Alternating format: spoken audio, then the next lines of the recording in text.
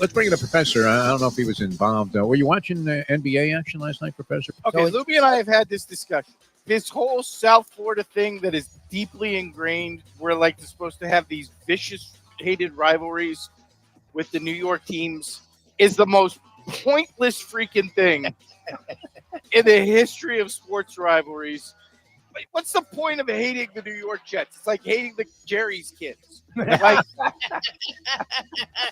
they're this super loser franchise that haven't done anything since Joe Namath was there. You want to hate the Yankees? Fine. There's a point in hating it. The Knicks have had like one moment ever, and it was in what, 1971? 73, yeah. 73, literally 52 years ago. Come on, they had Ewing for 20 years, and they sucked the whole time. The one time they got into the finals, they got smoked by a Houston team that was literally like Hakeem Olajuwon and four guys from the YMCA. Like, want to hate the Patriots? I mean, that's like hating Russia. Like, you should. If you want to hate the Celtics, yeah, they've got like 97,000 banners. Jason Tatum's probably the most annoying personality in the history of the NBA, just because he wants to be the star that he's not so badly. It's just like you could smell the pick-me coming off of Jason Tatum. You want to hate those teams? Cool, go ahead and hate those teams. But like this weird thing in South Florida, where our rivals or whatever team is from New York, is so freaking pointless. The time. Wake up with Defo, joined by Lubie. Welcome to the Defo Show.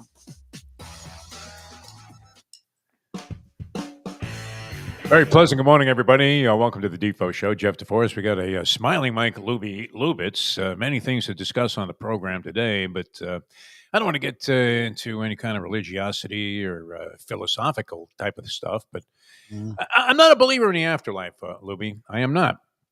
And this is blasphemous for a Jewish kid to say because you're not supposed to embrace cremation. But I'm 1,000% in favor of being cremated over being buried. And as you know, and I've said this a zillion times, and other people, I think, have adopted and adapted to this philosophy, which is have my ashes spread at the 16th pole at Gulfstream Park, where all of my horses died.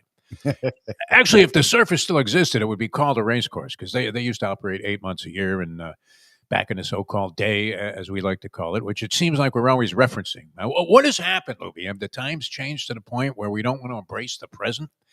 But that being said, and the reason I got into this, I mean, look, you die if you're silly enough to go ahead and pay $20,000 for a funeral, and people don't really want to go to your funeral, do they, Lubie? How many times do you hear a guy say, hey, you know what, I'm really looking forward to this. Dave checked out about a week ago, and his funeral's today. Man, I can't wait to get there. No, it's like it's Screw not that. a time. It's a pain in the ass to go to a funeral, isn't it? I mean, I don't know. Is this really going over the top here? Your parents' funeral, if they have one? Both of my parents wanted to be cremated. Oh, my dad, actually, his instructions were to me as he was getting up in years was, listen, when I go, you go to the cheapest effing cremation place you can find. I don't even care if they throw the carcass on a barbecue grill. I just want, that's it. I don't want to spend a lot of money leaving and exiting this lifetime. Why would you? And the Duke, of course, of Leslie Visser fame, Leslie and the Duke, had the greatest philosophy, which was, listen, when I go, I want to make sure that the last check I write bounces. This was a man with some guilt. Yeah, I don't think that's going to happen for him. But you get buried, Lubie. It's Tales from the Crypt, is it not? I mean, there's this ugly-looking carcass. Whenever they exhume a body, there's some kind of investigation. Hey, we better go back and check the DNA on this thing. I don't even know if that's really Joe in that grave. Jeez. Is it a pretty sight? No. No. You're wondering how these coroners ever, and the people that do such things, autopsies on dead bodies that have been in the grave for like 6 years, you wonder how they even can be in the same room. And that being said, I'm thinking, I don't know, if there was an afterlife, which, like I said, I'd like to believe in it, but I just don't. It's a fairy tale. Okay. Dead, you're dead, man. Worms are, infusing themselves into your body. You're being eaten by various insects that thrive underground. It's total and utter ugliness. But if there was, do you not think that Hondo, that Bill Russell, that Red Auerbach, that the Oh, great yeah. Sam Jones would want to come back from the grave and grab these guys by the throat and say, Boston Celtics, this is a disgrace. You Oh, are choking at levels that we have never seen. That these are unprecedented levels of chokeology 101. 100%. Now, you are loving this, Luby, from one angle, and at the same time, you must be one hell of a conflicted human being right now. I would have been if not, and it was before what Ken said. The more I thought about it, I still hard for me to fathom the Knicks winning a title. The Celtics did it last year, so that made it very easy for me. Also, the Knicks haven't done anything for 20 years, and the Celtics have been consistently in the conference finals and the NBA finals. So again, it's been very easy for me. And the Knicks fans, as much as they're obnoxious, again, they don't have much. It's like me as a Dolphin fan. Like, what do they really have to hold on to? The Celtics fans are obnoxious. And Leslie Visser said in our chat, like, it's for good reason. The Boston fan has won a lot in the last 25 years. And it's like they've gone from the lovable losers to obnoxious winning jerk-offs. So it's made this series. Wait a minute. Let me digest that. Obnoxious winning jerk-offs. Okay. I mean, that's what on Twitter. I look if you have Boston fans. Is that in parentheses or is that like just that's loud? That's like a headline. Not just winning jerk-offs. Do it again. That's what. Yeah, right.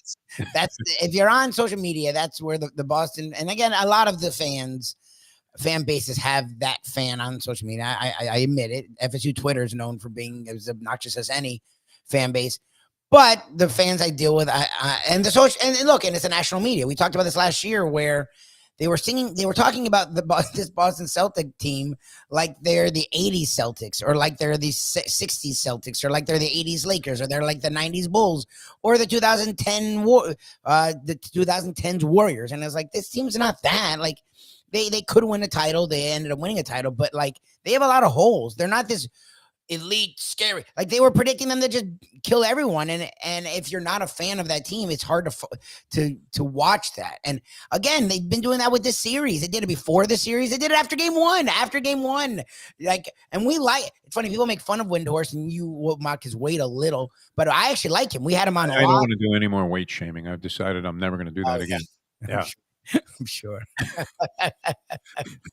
Well, after being ashamed of my own weight for a long period of time, I like Wendy, like, and we had him on a line. He was good. Oh, he's not bad. You know what's funny? He's become like the most sane voice of reason talking basketball on ESPN. I mean, think about the other guys. You got Stephen A. Smith.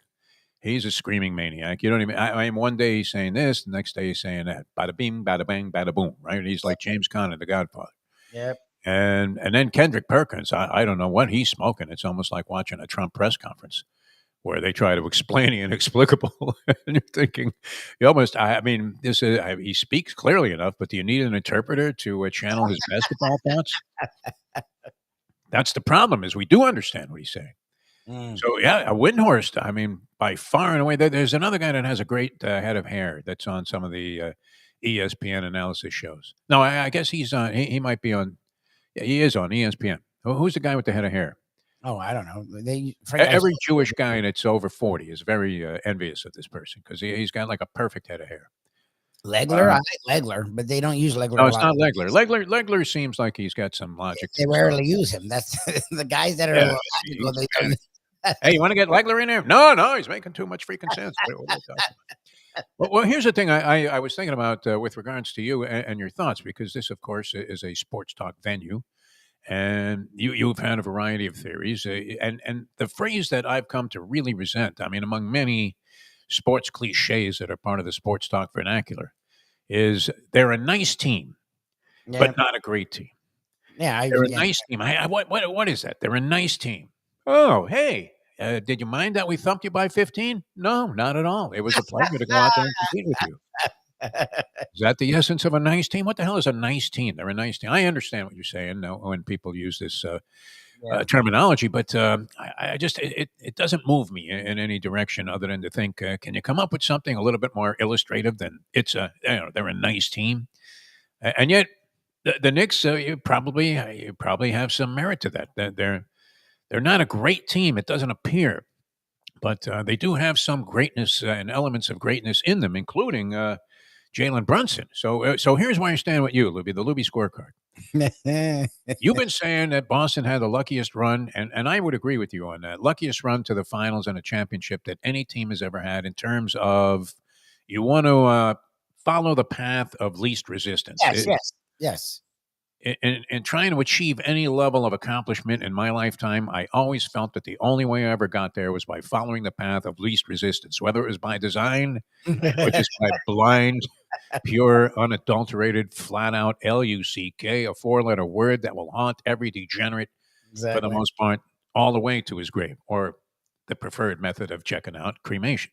Hey, exactly. There you go. So you were right about that. I mean, I didn't think that Boston was any monster of a team, that they were destined to repeat their championship. I thought they were going to be hard-pressed to do so, and especially when you saw during the regular season the Cavs and the Oklahoma City Thunder. Now, that scenario, I mean, was altered a little bit in the last couple of days as well, as OKC, looking like they might be vulnerable, comes back and beats Denver by 40 last night. That was nuts.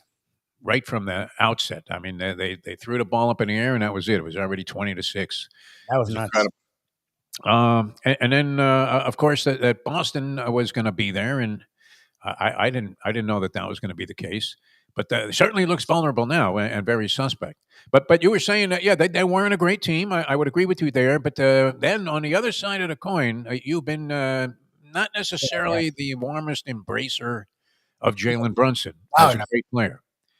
Now he's now being linked with names like, I guess, Kobe Bryant and Steph Curry are the only guys. There's so many quantifications that people use now. Well, he was the youngest guy to score 13 points in the first quarter of a game. So, I mean, I'm not sure that all of those are brilliant distinctions. And this may or may not be one. I was looking at this, and it was featured in a couple of stories I was reading about the game. He has 83 fourth quarter points in his first 8 playoff games, or in 8 playoff games. Jalen Brunson, and the only other 2 guys that have done it, and he's done it twice now, I guess. The only other 2 guys that have done that is this possible? Steph Curry and Kobe Bryant? No, that doesn't seem realistic. Fourth quarter points, 80 plus. I must have read that wrong. The first is it in the first 2? Like, I don't get it in like an entire. Well, and maybe it relates to this. A little scrambled with my notes here, but I think that's the way it came off. I'm not trying to disprove you. I'm just curious. Okay, so he's outscored Boston 17-13 in the final in the fourth quarter. Okay, in 2 games so far. Yeah, well, that makes sense. They've gone into a shell. Yesterday, they didn't score for 7 minutes. What the hell is going on out there? It's been so quiet. Well, they keep chucking the 3. Like 91-90 to final. I was shocked because I turned away from that game. I was thinking it was hopeless, and I was watching the Panthers and Toronto Maple Leafs, which was another exciting game right down the wire. Annoying, but good Panthers losing. They're now down 2-0 to the Toronto Maple Leafs. Although, even though, I mean, the math is not favorable there when you have to win 4 out of 5. Losing the first 2 games of any series, it's certainly. Here's another one that I love. Hey, who's the pressure on in Game 3? Oh my God! Well, the pressure's on the team that's down 0-2, is it not? Chuck, what do you mean, Charles Barkley?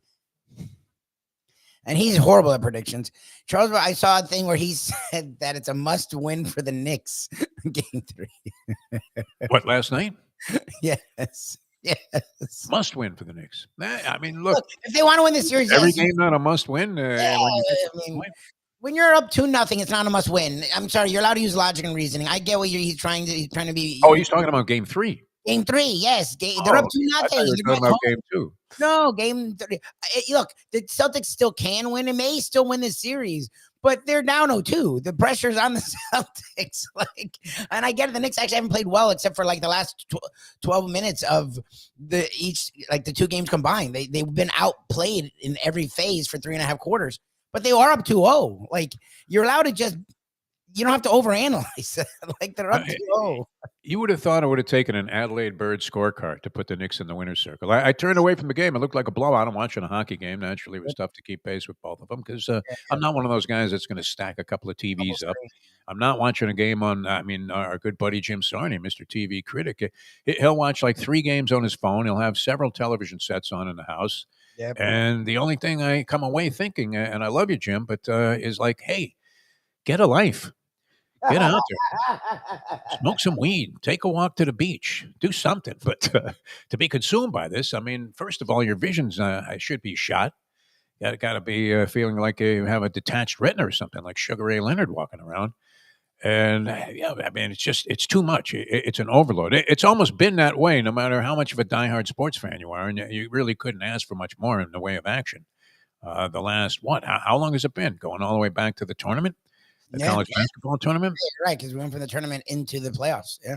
My God, and these games are ridiculous. But I turn away, and then I come back to the game, and I'm saying, how is this possible that the Knicks won? They were interviewing Jalen Brunson. I caught the very tail end of it. Oh, see, well, they wouldn't be talking to him if the Knicks lost.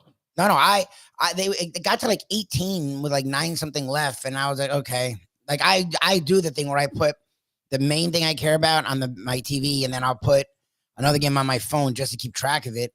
I stopped doing that. I'm like, okay, this game's done. Like the Celtics already did this in game 1. They're not doing this again. Like and Sarney joked. That's how I knew it was getting out of hand early on. Sarney was like, "Do the Knicks have them where they want them?" I was like, "I guess this is a jab, whatever. The Knicks are down big, fine." Oh, and he's a huge Celtics fan. This guy. Yeah. So I stopped watching. I then, like later on, I was like, "Let me just see how bad the blowout got." That's really what I was checking. I looked at my score app, and it was a 4-point game with like 3 minutes left. I'm like, "What the hell?" I'm like, "What happened?" I'm like, deja vu all over again. And lends credibility to our theory about sports betting now. Because imagine if you had done this 2 nights in a row. You wait till the Knicks are down 20. Oh my God! And then you start sending it in, and massive intervals. Even as the line would decrease, or the odds would decrease, the likelihood of them winning straight up on the money line. They were getting 10.5 points in that ball game last night, also. So that looked prohibitive. I mean, you were thinking, my God, getting 10.5 points. I felt terrible because. On our Bury Your Bookie show, I recommended, okay, take the points in both games. Now, I end up 1-1, so what happens there, Lubie? Yeah. You pay the juice. Yeah. And what will kill you, what will put you in your grave faster than almost any single entity, any single circumstance is the juice. That's what kills everybody. And most guys could pick 1 out of 2 games. I mean, how much of an astute basketball or hockey observer or any sport for that matter do you have to be to go 500? Your cat, your dog. Somebody has to win. Somebody has to lose. The percentages are with you being right half of the time, unless you're just a real loser and a bad handicapper. But are you making money? No, because you're losing the juice, my friend. Yeah, you're losing the juice. 110 to win 100. Yep. You're thinking, it's only $10.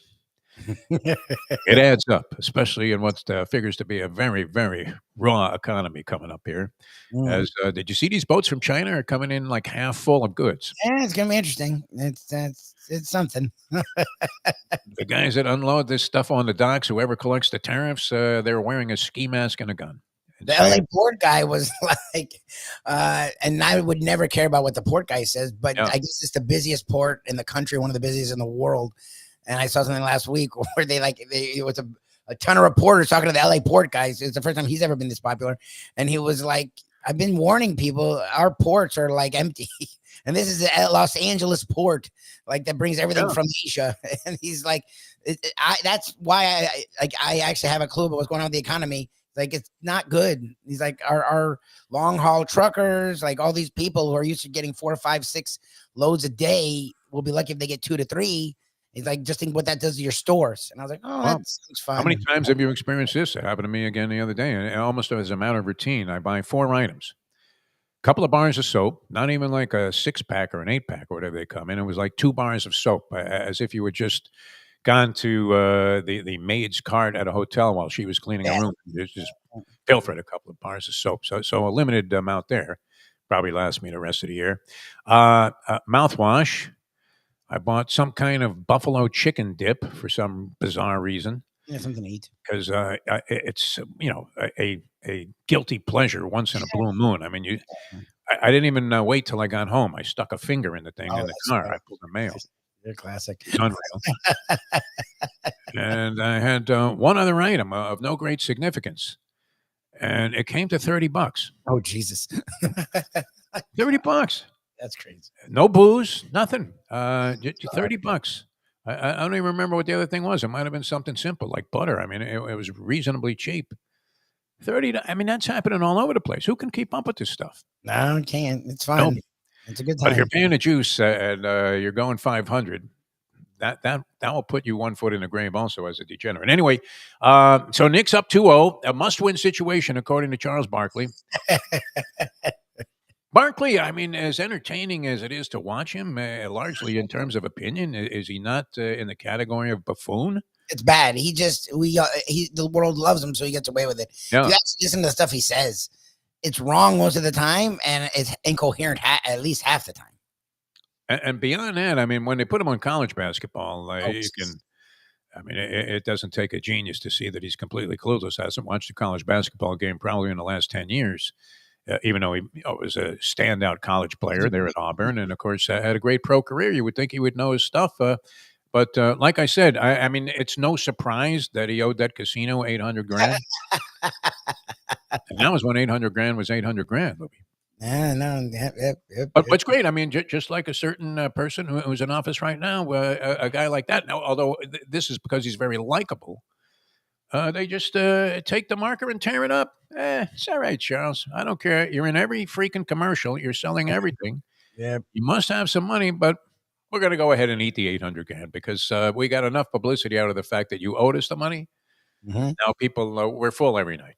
Everybody wants to, stay at the hotel where Charles Barkley got buried. Unbelievable. All right, a bunch of other stuff. And Scoop Skolnick's going to join us and have some analysis on basketball. He's great. And now that the Heat are OOP, as they say in dog racing, out of the picture, we can concentrate on the teams that are still alive. I'm sure you'll throw in something about the Heat off season there, Lubie. But yeah. Well, Riley's going to talk today. Oh, he is. Oh, wow. Friday. Oh, today's Thursday. It feels like Friday for some reason. What kind of State of the Union is that going to be? I don't know. People are ready for him to talk about changes and trades and this and that. Like, I don't know. I'm very curious. I mean, every offseason has been big for them, but this is a huge one. I mean, they're in a major state of flux. They become literally. Someone posted, it might have been Scoop about what can be done. Oh, it was Barry Jackson had a tweet about it's going to be very interesting to see if he can get out of the play-in place they're in. And I'm like, oh shoot, Barry Jackson. That's it's not wrong. They've done the play-in. Shot at Pat Riley, though, isn't it? No, but it's the truth. Like. Yeah. They're in. They've done the. I keep forgetting they've done the play-in 3 years in a row. Like they become like the Hawks, and like they sort of are that team that just does enough to get to the play-in, but they're not a surefire playoff / winning a series every year. And because I guess Houston and Oklahoma City have all these assets between picks and young players, and they're ready to finally stop being in draft mode and win now mode. That the Heat are going to be going up against them. It's just a fact. But and we'll talk about this with Ethan. It doesn't mean anything. Like there's players out there to be had. So we'll see. It's going to be interesting to see what Riley says. Maybe they can become a nice team. Yeah, right now they're not. Not a championship team. All right, we're going to make room for Scoop Skolnick. We're also going to dive into a little bit of music. A gentleman going to join us here who's actually playing in our hometown. But about to start a tour with a band call, and I don't know, were they a little bit out of it when they came up with the name The Somethings? Like he didn't know what to name the band. It's comprised of a bunch of guys that have a tremendous history in rock and roll. 2 guys that were in Talking Heads. What was that? Was it Turquoise? Is that the way you pronounce that band? It's like Turkuaz. Probably. And Josh Schwartz, who's going to join us here on the show, sax player and vocalist, was with Zach Brown, the Zach Brown Band, which I will always forever be a Zach Brown Band fan because he was the guy that was the lead on Born in Chicago on the Paul Butterfield Blues Band, which the Butterfield Blues Band was the first concert I ever went to at the Fillmore East. I was in high school, and my buddy says, "Hey, you want to go to a concert?" And that was one of those things where my mother, who was a little concerned about, some behavioral conflicts with her principles that I was starting to exhibit, thought, "Oh, great!" Like she thought I was going to hear some Gershwin. Yeah, classical. And it was Savoy Brown, who I didn't have any idea who they were, and the Paul Butterfield Blues Band. But Zach Brown, was the lead singer and led a tremendous all-star contingent including Jason Ritchie, a phenomenal harp player, in the dedication to Paul Butterfield's Bluesman when they got inducted into the Rock and Roll Hall of Fame. So there's a big Rock and Roll Hall of Fame connection here, and we'll get into that a little bit later on.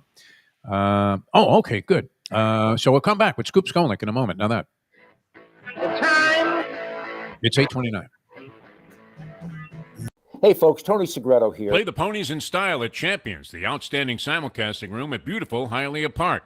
Yes, the grand old lady of thoroughbred racing has never been more vibrant, and you can wager on the races from the top tracks around the country while enjoying a cocktail at the Brass Rail Bar or any of the fine food served throughout the facility. If poker is your game, you're covered in style, and you can play all your favorite Vegas-style games, including blackjack, craps, and roulette, in Hialeah Park's sizzling hot casino. Get a player's card when you walk through the door for all kinds of generous amenities, including our favorite, free play, when you come out to the ultimate casino and entertainment destination, Hialeah Park. These days, we're all looking for comfort anywhere we can find it. Thank goodness for Landlubbers Raw Bar and Grill in the Plantation, because they are making sure you are as comfortable as possible. First of all, they're not only open for delivery and pickup. All you have to do is go to landlubbersbarandgrill.com for both pickup and free delivery. You're going to have the best wings in the world. You're going to have a great burger. You're going to have their amazing soups. Again, Landlubbers, Raw Bar, and Grill. It's nice and easy. Just go to landlubbersbarandgrill.com for both your pickup and free delivery. Thank goodness for Landlubbers for making you always feel right at home. Are you looking to buy your first home? Have you been turned down for a loan? Do you need to refinance or get money out of your home? Call Michael Kodsey, CEO of Choice Mortgage. He's been helping the South Florida community get mortgages for 30 years. Hi, this is Michael Kodsey, CEO of Choice Mortgage. We have the most competitive fixed rates in the market. Call me 24/7, 561-441-2730. And remember, I don't just work banking hours. To make the right choice for your home, call Choice Mortgage. The world, I mean, if my point was ever going to be embellished and going to be proven true, the world has gotten me sugar now. Grab a bagel and a schmear, plus some Defo and Lubie. Welcome back to the Defo Show. This is always great. I love talking basketball with the great Scoop Skolnick, Ethan Scoop Skolnick, 5 Reasons Sports Network, and also the father of future Peggy Fleming. Watching his daughter Sasha. And how old is your daughter now, Scoop? Because I remember way back in the day when we were in the Lapination, also known as Radio Purgatory, working together for a short period of time there in the morning. And we used to lock ourselves in that little room. I think Papillon had a better space. It was decorated in some kind of psychedelic soundproof oh my God. Foam. Memories. PTSD. But like still the gleam in your eye. And now I'm watching this video that you posted on social media. I mean, this girl's doing all triple sow cows, all kinds of crazy stuff. Congratulations, my friend. Thank you. Yeah, she's 10, going on 18. Wow. But yes, she's 10. Where's the time? It helped. Well, we have the rink across the street from us now, which is very nice of the Panthers to build that for us. So we appreciate that. Right in Fort Lauderdale. Nice.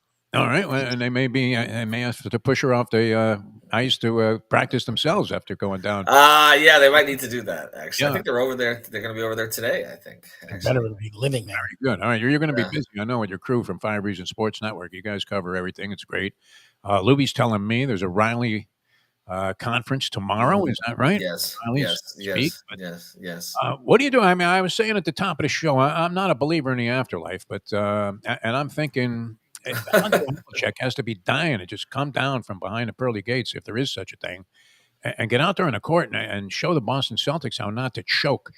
So many things. And one of our new betting theories, I know you guys do a little betting activity and your 5 Reasons reports, and you can't avoid it anymore because everybody's betting their brains out. I sent a stat yesterday that Americans are gambling more money than they're investing. Oh, my God. And so... And it's not easy because you're always going to get killed, as we said, by the Jews. But our theory what? The Jews. Juice.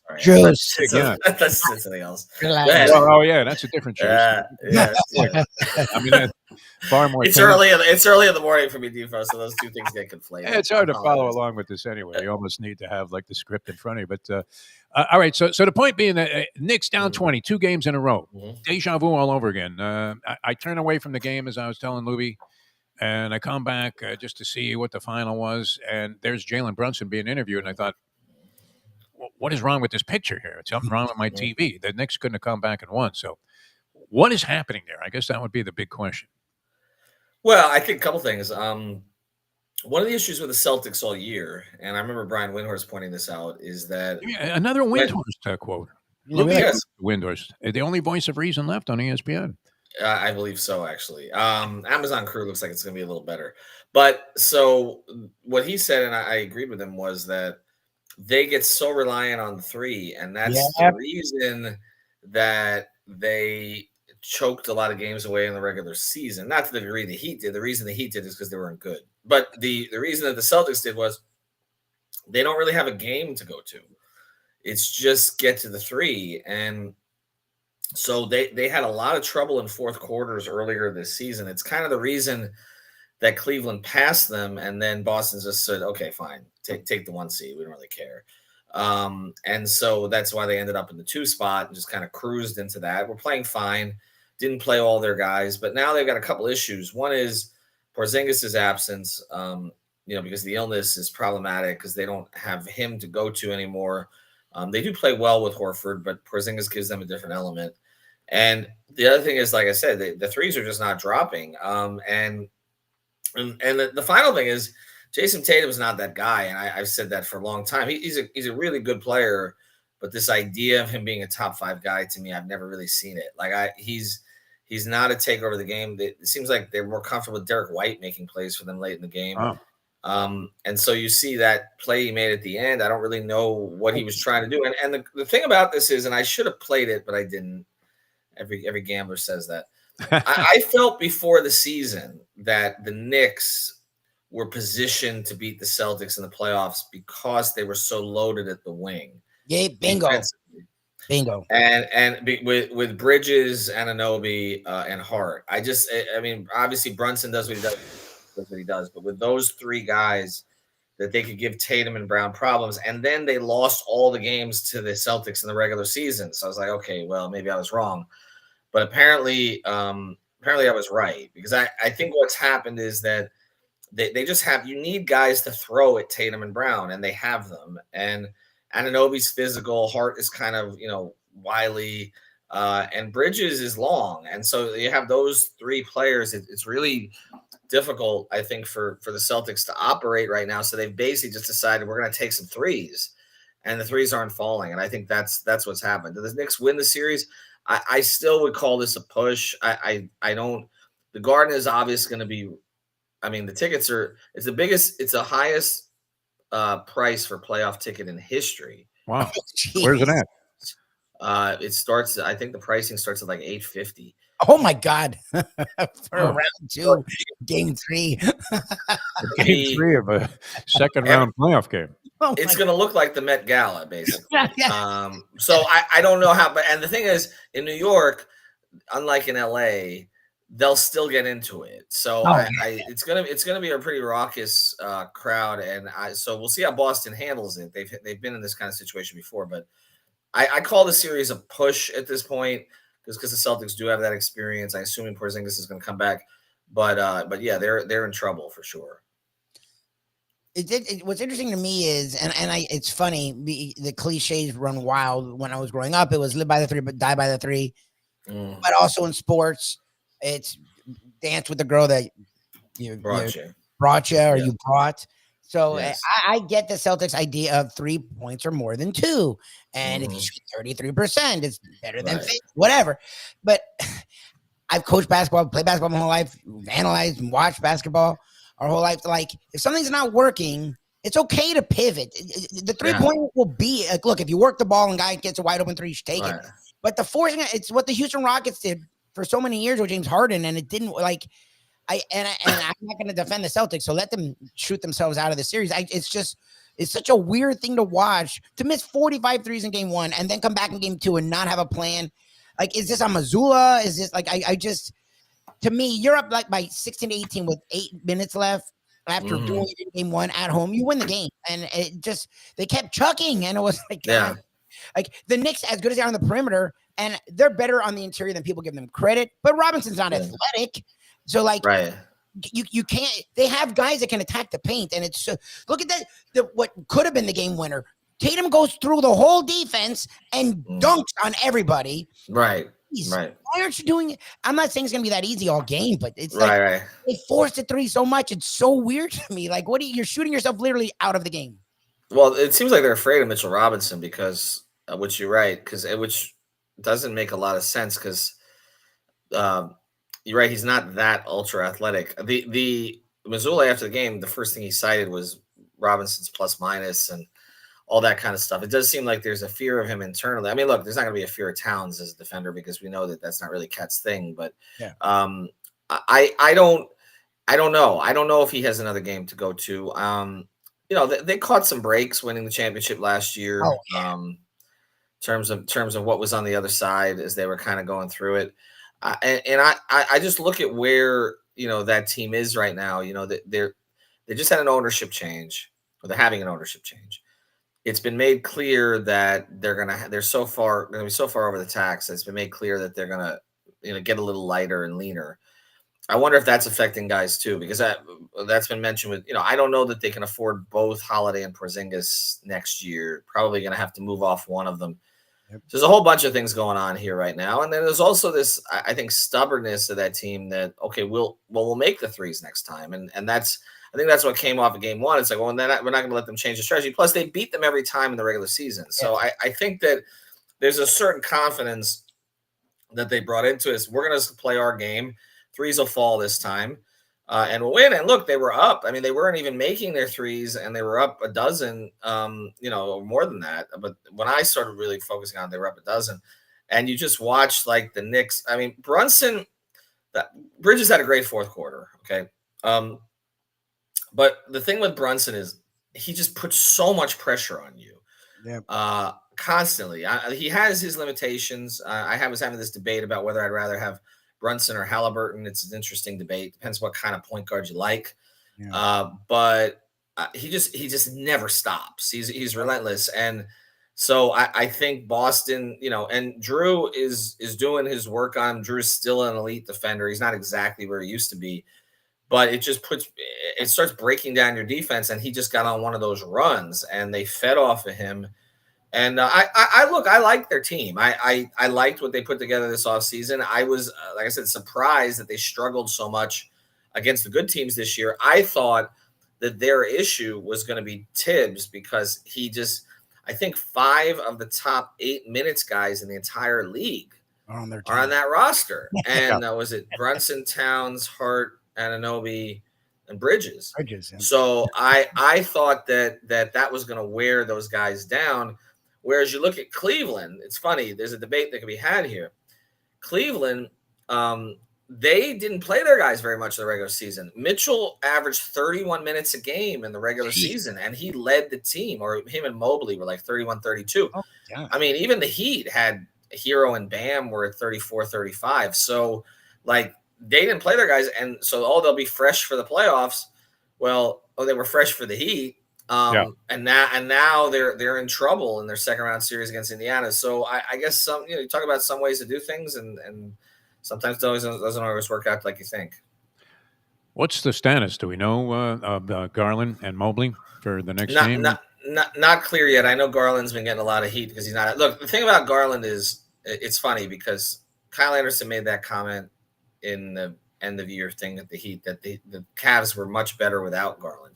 Yeah, I agree with that against the Heat. Yeah, because the Heat, once Garland was out, the Heat didn't have anybody to go at. I don't agree with that in this series. Indiana's got more firepower than the Heat. The Cleveland needs Garland as another option alongside Mitchell in the backcourt because otherwise they don't have that creator. Like I like Max. Okay, I like Max a lot. Okay, but he's not that.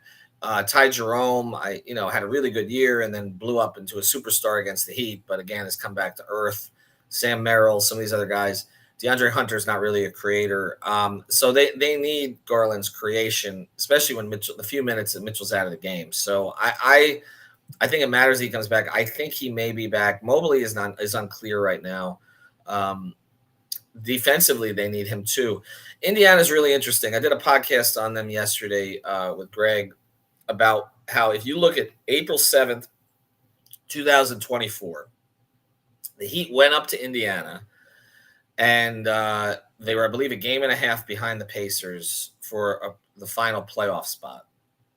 And they lost that game because they fell behind by like 25 early, rallied back. Tyler was fouled. It didn't get called. They lost by like 3, something along those lines.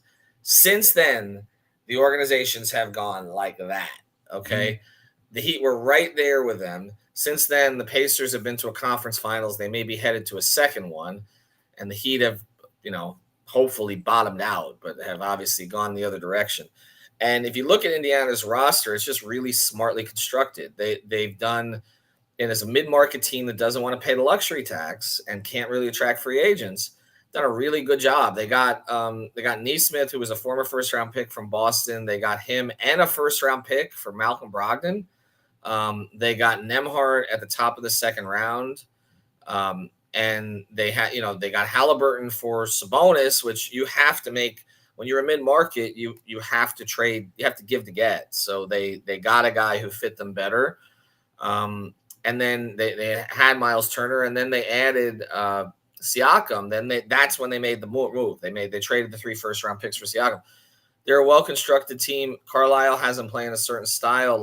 Cleveland's in real trouble. I don't think Cleveland's getting out of that series. I think Indiana's going to the conference finals. All right, quick thought, Ethan Skolnick.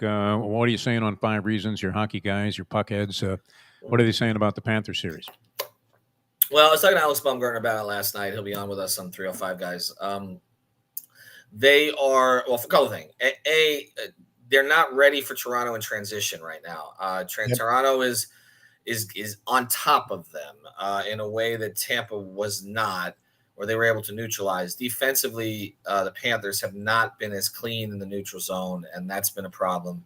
And also, Bob hasn't been great. And so, that's the thing. That's always the risk. You can build any kind of team, but the goalie has a cold snap, and he kind of has had a cold snap. He made some saves last night, but I think David Dwork, who does a great job covering the Panthers, he had it that the projected goals allowed last night, they have this whole system now. It should have been like 1.5. So he gave up 4. So that's not gonna do it. And I don't think that Toronto's goaltending is elite. It's not what the Panthers were encountering when they got into that first series against Tampa, but it's good enough. And they're just really good. Their top 6 is really good, and they're physical, and they're not really afraid of Florida. And so I think this is problematic. Now, can the Panthers get it back? Yes, I do think so. We saw them in all kinds of adverse circumstances over the past 2 postseasons, not just last year, but the previous one. Remember what happened again to beat Boston and all that? They won. Yeah, they won. They could win this series, but I don't know. Toronto's good. It's funny how it all flipped, because first round, everybody thought that the Tampa was going to walk all over the Panthers, which I did not understand. Everybody picked Tampa, and this time everybody picked the Panthers. Toronto was better than Tampa this year, so we'll see. I think you look at it, the third line's been fantastic, but they got to get consistent production out of the first 2 lines. But more importantly, they got to clean up the neutral zone. They're allowing them in too easy, and then Bob's not saving them, and that's problematic right now. Who gets the first question in at the Riley Presser tomorrow, you or Winderman? It's going to be Ira's got 75 lined up. But and actually, it's one of these things. I asked them not to do this. They don't listen to me. No, I'm kidding. My daughter has a half day tomorrow because apparently the teachers need to plan all the time. So there's always these teacher planning half days. I don't know what they're planning for. It's the end of the year. But my daughter has they are. We're going to Cancun. They're going where the Celtics and Cavaliers are going. So it was not uncommon, though, Scoop, just to interject, because you reminded me of a common scene when I was at PS20 in Brooklyn, or somebody to be assigned to steal the teacher planner book. While the teacher was, either distracted by some spitballs hitting the blackboard, or out of the room for a brief. So, how many straight times did you get that assignment? I'm one of those guys like Lubie, where I always tell him act like you belong, and he's the first guy to say as he's going through TSA, "I've got a gun." That's right. I wouldn't have been very good at that. My father said this to me. He said that the Forest don't ever get away with anything. So don't try and crap. Yeah, I think the same is true of Skolnick. But yeah, so she's got a half day. So I'm like, you're coming with me. So nice. Get out of here. I'll let her ask all the tough questions. She might not be afraid to fire off. Did the game pass you by, Pat? well, that's the one. It's funny to me, and I deal on Twitter with fans who weren't alive when LeBron announced he was coming to Miami. Yeah. But it's funny to me, like they want us to like stomp our feet and all this sort of stuff. When the reality is, if you know anything about a Pat Riley press conference, he comes in and he's not quite as sharp as he used to be. So let's acknowledge that. But he comes in with like a message that usually criticizes himself. So it's like he sort of takes the steam out of it anyway. Yeah. He's always done this. It's this like preemptive criticism of himself.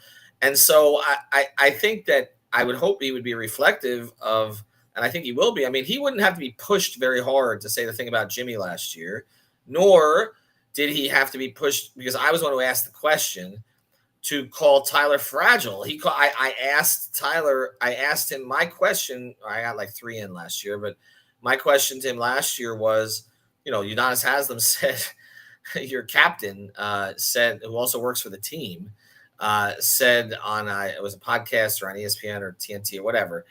He said something effective that they'd be better off with Tyler coming off the bench. And that led to Pat talking about how, he was fragile. He needs to play more and this and that. He's a starter. So Pat's going to say stuff anyway. Do we need to stand up and say, you failed Jimmy, you failed this, damn you?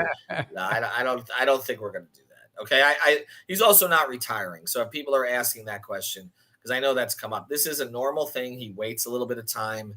He wanted to wait a little longer this time, my understanding, just to process everything that was happening in the playoffs and everything else. But it'll be interesting. He'll come in with a monologue and then he'll go, okay, what you got?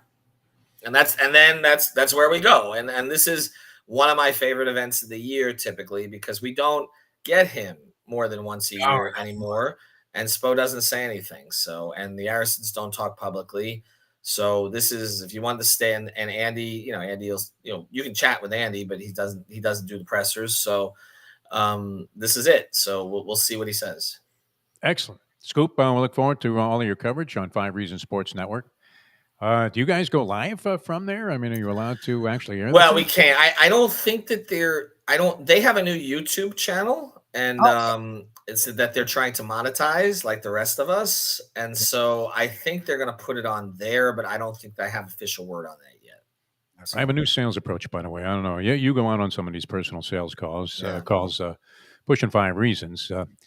Just diffuse the situation, like you said, like Riley does, and let the other person talk about themselves for a while. Yes. Before you hit them with some bizarre amount of money that they're going to have to spend to say, you had a following. All right, Scoop, we love you, man. Thanks so much for being with us. It's always a pleasure. Appreciate it. Ethan Scoop Skolnick, voice of reason when it comes to hoops. Now, it's been a lot of tension out there, Lubie. No? A lot of tension. People need to relax. And I got a message from this gentleman who joins us right now, and I couldn't be more excited than to and look how handsome he is. I couldn't be more excited that he's with us. This is Josh Schwartz, outstanding musician of great distinction, going to be in Boca Raton tonight, kicking off a tour with a new group that he's assembled called, and I don't know how, I'm not sure that drugs were involved here, but they couldn't think of a name, so they call themselves the Somethings, and they are something, because quite a distinction. They have a couple of members of Talking Heads in the Rock and Roll Hall of Fame. And I'm glad you're here because I Googled Josh Schwartz just to try and get a little bit of a background. I wasn't as familiar with you as I should have been. And it said you died at 45. Jesus. Oh, if that's news to me. I hope not. Yeah. How are you, my friend? Good to have you on the show. I'm good. You look great, by the way, for a dead man. Thank you. Yeah, there are a few famous Josh Schwartzes, notably the guy who created the OC, which is very famous.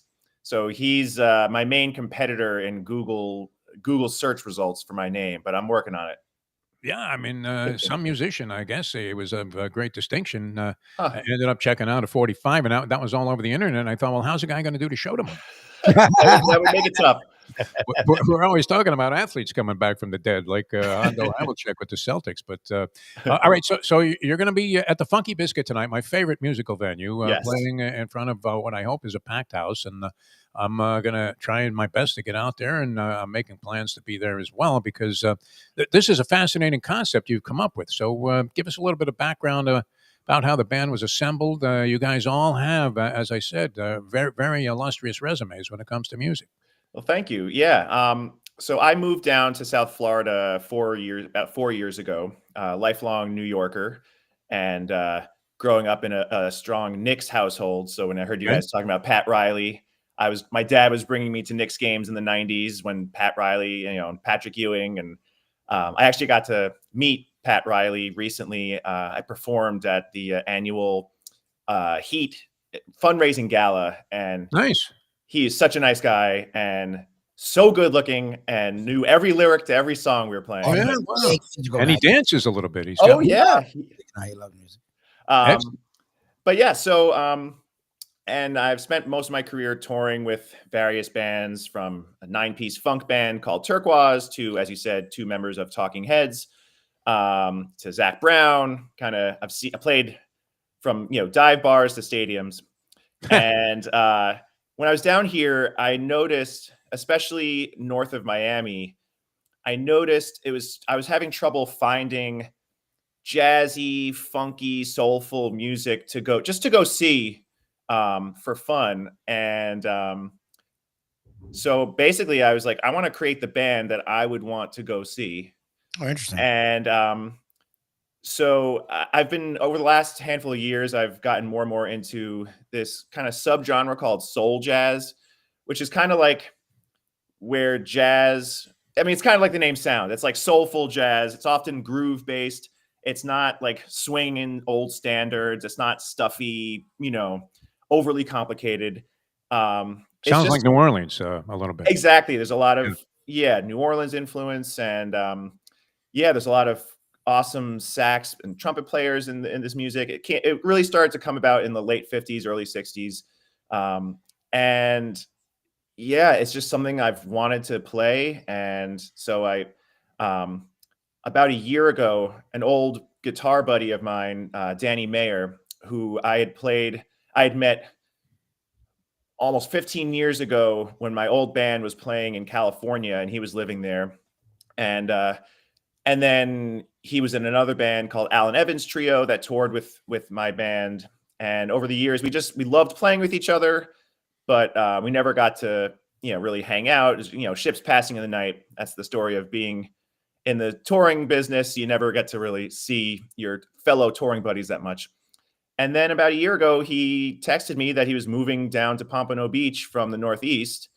And I thought that was perfect timing, because that's when I was really starting to have this idea for this band. And he was the number one guitarist I would want to have. Nice. And he loves the music too. So we got together, and then there's this excellent band from down here called the Heavy Pets. That's in the jam band funk kind of scene. And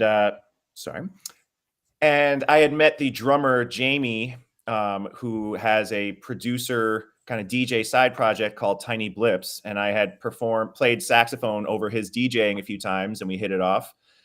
And then he helped me put together the rest of the band, which is the bass player and keyboard player, also from the Heavy Pets. Having the drums, bass, and keys from the same band that have been playing with each other for years, that goes a long way. It's like having a team where, the few of the guys, they know how each other move. They don't, That's that unspoken communication. It really goes a long way. And nice so it just rhythm section you're in sync with. Yeah, for sure. Exactly. So then it just kind of instantly from the first rehearsal, it was just, okay, this is awesome. And I was looking around to make sure I wasn't the only one feeling it. And they were like, this is so cool. I was like, okay, Cool. Great.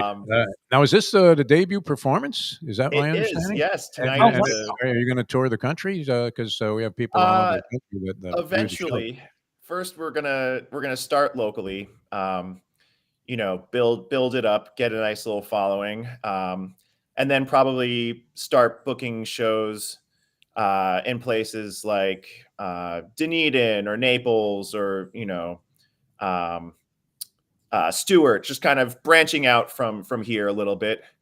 And then going from there. And I could see this doing well at festivals. Yep. Anything from the in town free weekly music programs that a lot of towns down here have, anywhere to the festivals in Live Oak up north. And so it's music that I think a lot of people of all ages, they're gonna recognize some of it. A lot of these bands are not bands that people might know by name, but when you hear like Fire on the Bayou, most people are like, oh yeah, I know that song. And that's great.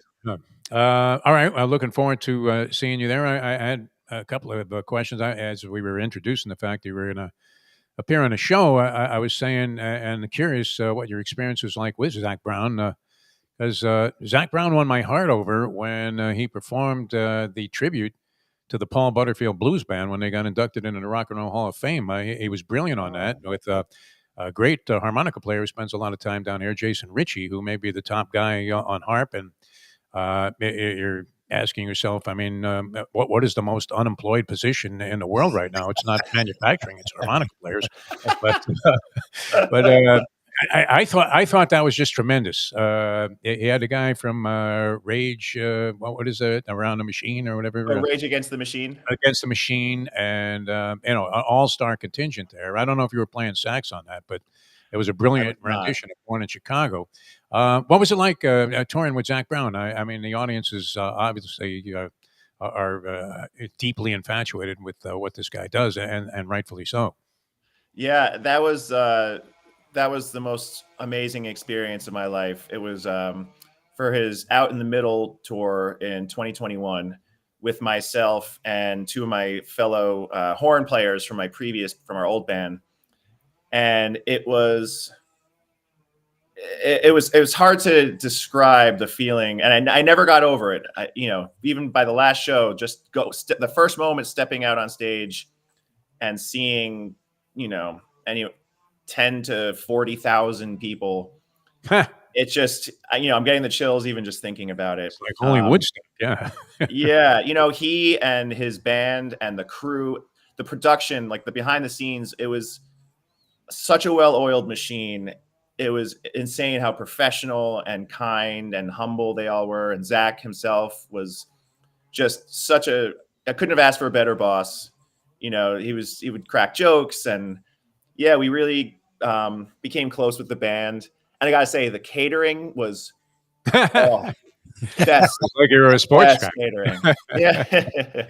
Our motto is if it's not catered, it's not journalism. So, okay. We can appreciate that comment. All right.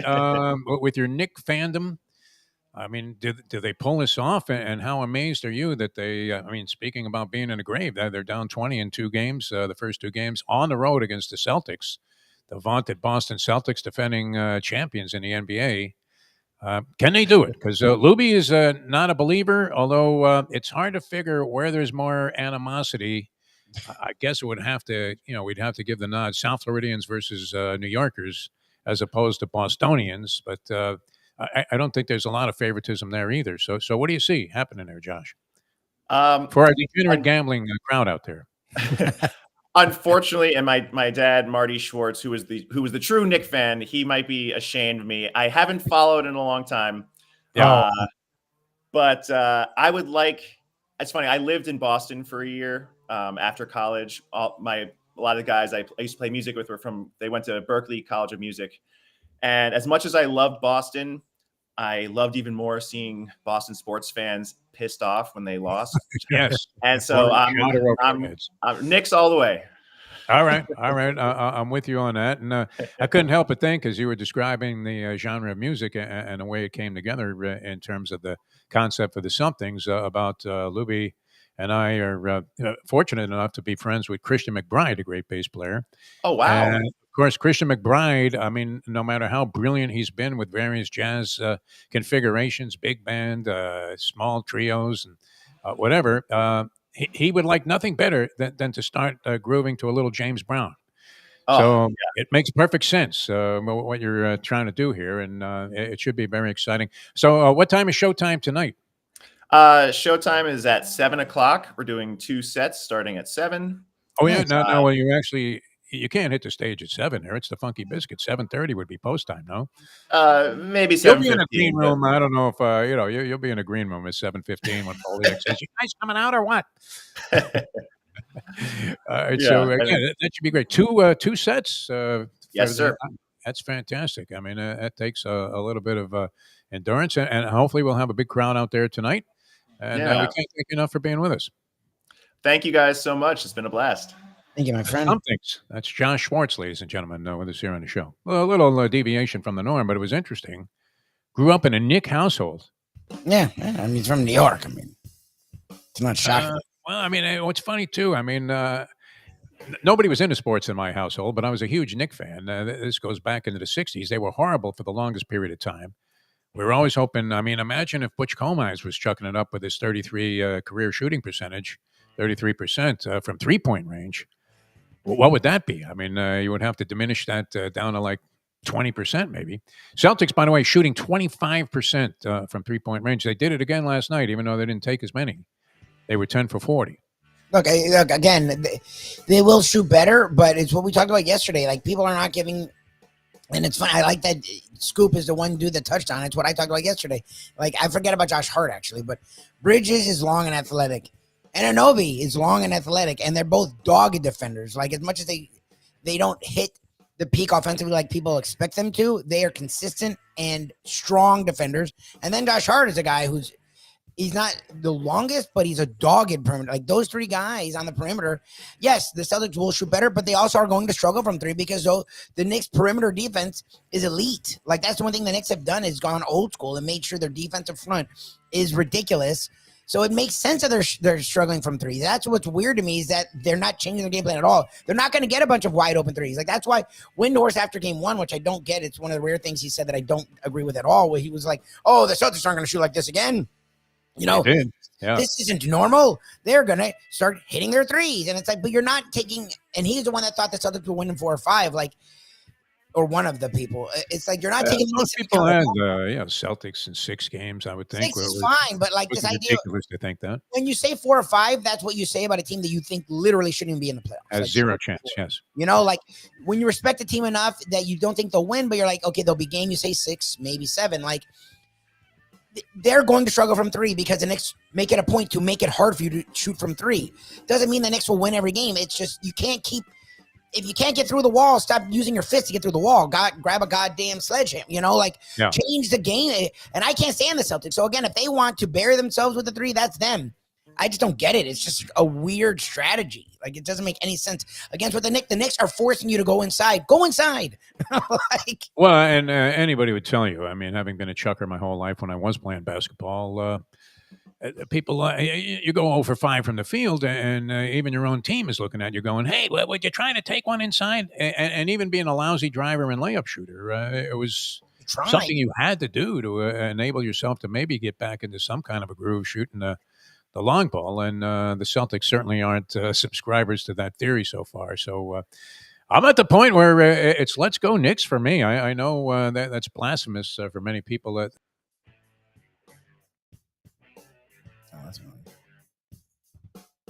I always root for the upset, and I always root for the experts to be wrong. So since everybody had this, I'm hoping Indiana beats Cleveland now, even though I liked Cleveland's season very much. And how many times did I say it? Hey, how come they're being completely overlooked? Well, compromised. You lose 2 players. Mobley, did he, was he defensive player of the year, Evan Mobley? Yes. I think he won it, yeah. Yes, he did, yes.